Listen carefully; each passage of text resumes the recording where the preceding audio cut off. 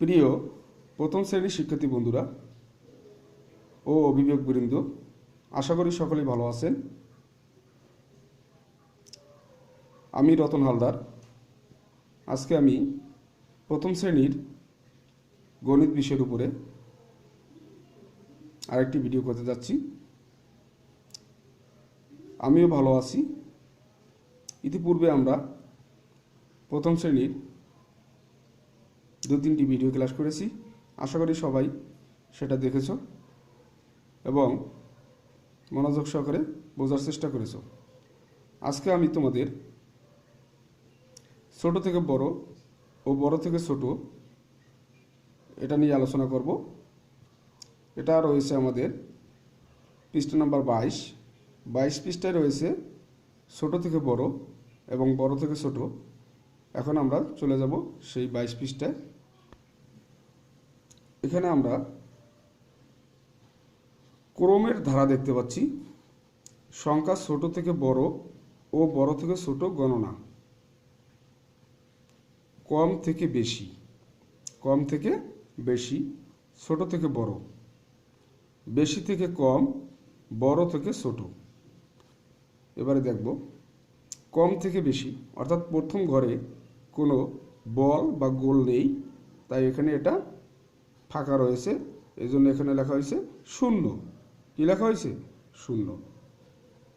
এরপরে এখানে একটা বল রয়েছে বা একটা গোল রয়েছে, আর এখানে 1 লেখা হয়েছে। এরপরে এখানে রয়েছে 2টা, তাই এখানে 2। এখানে রয়েছে 3টি, 3। এখানে রয়েছে 1 2 3 4, 4টি, তাই 4। এখানে রয়েছে 1 2 3 4 5, কয়টি? 5টি, তাই এখানে 5। এরপরে 1 2 3 4 5 6, কয়টা রয়েছে? 6টি, এখানে 6। 1 2 3 4 5 6 7, এখানে রয়েছে 7। 1 2 3 4 5 6 7 8, কয়টি? 8টি, 8। 1 2 3 4 5 6 7 8 9, কয়টি? 9টি, 9। সর্বশেষ 1 2 3 4 5 6 7 8 9 10, এখানে 10। তাহলে প্রিয় শিক্ষার্থী বন্ধুরা, তোমরা কিন্তু একটু নজর দিলে ভালো করে বুঝতে পারবে। সবচেয়ে আমাদের এখানে রয়েছে ছোট, সেটা হচ্ছে 0। কত? 0। তারপরে 1 2 3 4 5 6 7 8 9 10, অর্থাৎ এক এক করে বেড়েছে 0, তারপরে 1, এরপর 1-এর সাথে আর 1 বাড়ছে 2, 2-এর সাথে আর 1 বাড়ছে 3, 3-এর সাথে আর 1 বাড়ছে 4, 4-এর সাথে আর 1 বাড়ছে 5, 5-এর সাথে আর 1 বাড়লো 6, 6-এর সাথে আর 1 বাড়লো 7, 7-এর সাথে আর 1 বাড়লো 8, 8-এর সাথে আর 1 বাড়লো 9, 9-এর সাথে আর 1 বাড়লো 10, 10-এর সাথে যদি আর 1 বাড়ে, বলো 10-এর সাথে আর 1 বাড়লে কত হবে? 11। সেটা যদি এখানে নাই, তাই আমরা সেটা নেব না। এখন আমরা দেখব, এটা দেখছি কি ছোট থেকে বড়, অর্থাৎ ছোট থেকে আস্তে আস্তে বড় হয়েছে। এবারে দেখব পাশের চিত্রে বেশি থেকে কম, মানে প্রথমে বেশি থাকবে, তারপর আস্তে আস্তে কমবে। এখানে বেশি আছে, তারপরে আস্তে আস্তে টুক টুক করতে করতে করতে কমে গেছে একদম। লাস্টে কিন্তু একদম ফাঁকা নাই, লাস্টে এখানে নাই কিন্তু। এখন আমরা তাহলে প্রথমটা দেখি। আবার বলা হয়েছে বড় থেকে ছোট, তাহলে আস্তে আস্তে বড় থেকে ছোট হবে।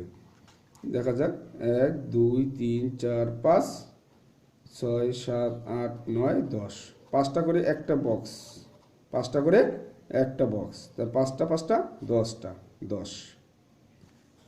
এরপরে এখানে কিন্তু পূর্ণাঙ্গ 5টা আছে, 1 2 3 4 5। এরপরে এখানে ভাঙতি রয়েছে 1 2 3 4, তাহলে 5টা আর 4টা 9টা, 5টা আর 4টা 9টা, এখানে 9। এরপরে এখানে রয়েছে 5টা, তারপরে ভাঙতি রয়েছে 3টা, 1 2 3, তাহলে 5টা আর 3টা 8টা। এরপরে 1 2 3 4 5 6 7, 7টি, এখানে কত? 7টি। 1 2 3 4 5 6, 6টি।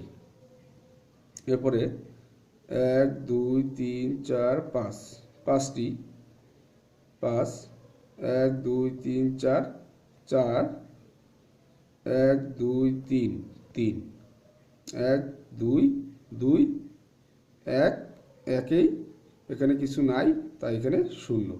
তাহলে এখানে আমরা দেখতে পাচ্ছি বড় থেকে আস্তে আস্তে ছোট হয়েছে। দেখো সর্বপ্রথমে রয়েছে 10, সেখান থেকে হচ্ছে 9, তারপরে 8 7 6 5 4 3 2 1 0। অর্থাৎ সবার প্রথমে সবচেয়ে বড় যেটা সেটা রয়েছে 10, তার থেকে 1 কম। 1 কম মানে বিয়োগ করতে হবে। 10 থেকে 1 বিয়োগ করলে কত হয়? 9 হয়। 9 থেকে 1 বিয়োগ করলে কত হয়? 8 হয়। 8 থেকে 1 বিয়োগ করলে কত হয়? 7 হয়। 7 থেকে 1 বিয়োগ করলে 6 হয়। 6 থেকে 1 বিয়োগ করলে 5 হয়। 5 থেকে 1 বিয়োগ করলে 4 হয়। 4 থেকে 1 বিয়োগ করলে 3 হয়। 3 থেকে 1 বিয়োগ করলে 2 হয়। 2 থেকে 1 বিয়োগ করলে 1 হয়। 1 থেকে 1 বিয়োগ করলে 0 হয়। ওকে প্রিয় শিক্ষার্থী বন্ধুরা, তাহলে তোমাদের পরীক্ষায় কিন্তু অবশ্যই এই যে ছোট বড় বা বড় ছোট এগুলো কিন্তু থাকবে। তোমরা অবশ্যই এগুলো বাসায় বসে বেশি বেশি প্র্যাকটিস করবে। এরপরে আমরা দেখব পৃষ্ঠা নাম্বার 23। পৃষ্ঠা নাম্বার 23 23 রয়েছে খালি ঘরের সংখ্যা বসাই। খালি ঘরের সংখ্যা বসাই।